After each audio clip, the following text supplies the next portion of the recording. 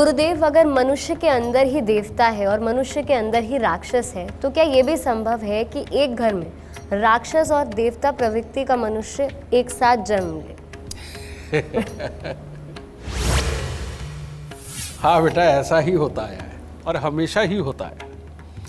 और अगर ऐसा ये ना होता तो रावण के घर में विभीषण कैसे पैदा होता? वो इंसान के रूप में आ गया, समझ गए?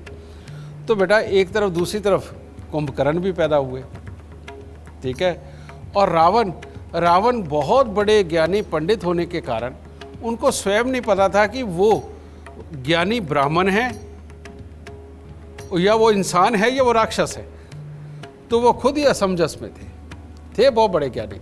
और ये ज़रूरी नहीं है बेटा कि सारी दुनिया का ज्ञान अर्जित करने वाला इंसान स्वयं के लिए भी सारे सवालों का जवाब दे सके, ये भी ज़रूरी नहीं होता, समझ गए?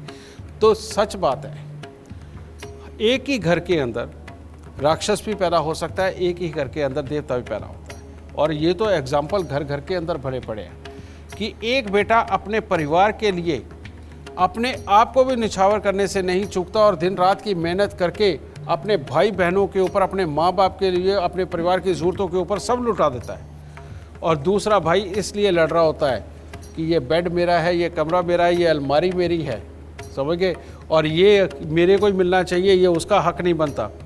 अरे बेटा, बाप को भी हक डिसाइड करने का जो है छीन लेता है बेटा, वो राक्षस ही होता है। और जो अपना आप भी लुटा दे और छोटा हो करके भी सब कुछ बड़प्पन के काम कर दे, वो देवता ही होता है। तो एक ही घर में राक्षस भी पैदा होता है और देवता भी पैदा होता है। गुरुदेव, आपसे पूछना चाहूंगी, क्या पूजा करने से या साधना करने से असुर से सुर बन सकते हैं? क्योंकि ये तो हम सभी को ज्ञात है कि जो रावण थे वो बहुत ज़्यादा पूजा करते थे, फिर उनकी राक्षस प्रवृत्ति कैसे थी? बेटा, राक्षस प्रवृत्ति इसका मतलब होता है घमंड। राक्षस प्रवृत्ति यानी कि तृष्णा। राक्षस प्रवृत्ति यानी कि किसी भी चीज़ को पाने के लिए किसी भी हद तक जाना, समझिए? ये सारी की सारी राक्षस प्रवृत्तियाँ ही हैं, ठीक है। और सबसे बड़ी राक्षस प्रवृत्ति क्या होती है कि सिर्फ अपनी ज़रूरत का ख्याल रखना और वही चीज़ की ज़रूरत अगर सामने वाले को है तो वो भाड़ में जाए, ठीक है। ये सबसे बड़ी राक्षसी प्रवृत्ति है। रावण सदा से ही शक्ति का पुजारी रहा। उसने सदा से ही एक ही चीज़ चाही कि मेरे पास इतनी शक्तियाँ हो जाएं कि भोलेनाथ के बाद इस धरती को चलाने वाला मैं ही हूँ।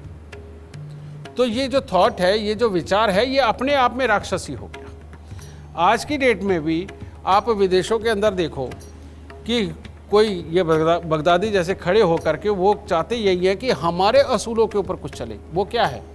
वो राक्षसी प्रवृत्ति हो जाती है। एक तरफ वहीं पर आप देखो तो दुबई के अंदर या दूसरे लोग भी वो कोशिश कर रहे हैं कि नहीं, इस तरह का कुछ नहीं होना चाहिए, इस इंसान को यहाँ से हटाना चाहिए। वो सारे क्या है? वो देवता है साथ में, ठीक है। तो बेटा, अपनी मंशाओं को ज़्यादा बढ़ाना, अपने आप को और अपने लिए ही सोच करके और दूसरों के बहुत ज़्यादा नुकसान करना, उनके दुख दर्द की परवाह ना करना, ये राक्षसी प्रवृत्ति बन जाती है। तो रावण ने भी सिर्फ, हालांकि पाया साधना के बल पे, उसने पाने के लिए सात्विक तरीका अपनाया, लेकिन बाद में वो राज करने की प्रवृत्ति ने, वो जो ज़्यादा ताकत के कारण दूसरों को दुख दिया, जिसके कारण वो राक्षस घोषित हो गया। ये नहीं है कि सचमुच में उनके सींग निकले हुए थे, ऐसा बिल्कुल नहीं था। और जैसे हमें टीवी पे वो राक्षस दिखाई देते हैं, ऐसे भी बिल्कुल नहीं थे वो, ठीक है। वो तो हमारे यहाँ सात्विकों में भी तो आप देखो कि अगर भीम का बेटा था घटोत्कच, तो वो भी तो इतना लंबा चौड़ा था, ठीक है। तो बात वो नहीं। और अगर हम खाटू श्याम जी की आप कहानी सुनी होगी, जो खाटू जी थे कौन थे? वो भी इतनी विशाल काय दे लिए हुए थे, समझे? तो बेटा, इस तरह से नहीं है। किसी स्ट्रक्चर से, रंग रूप से आप बिल्कुल नहीं पहचान सकते कि कौन राक्षस है और कौन देवता। ये तो सामने वाले की जब मंशा सामने आती है और उसका दिमाग समझ आता है, उसका कर्म समझ आता है, तो तब डिसाइड करना पड़ता है कि ये राक्षस है और ये देवता है।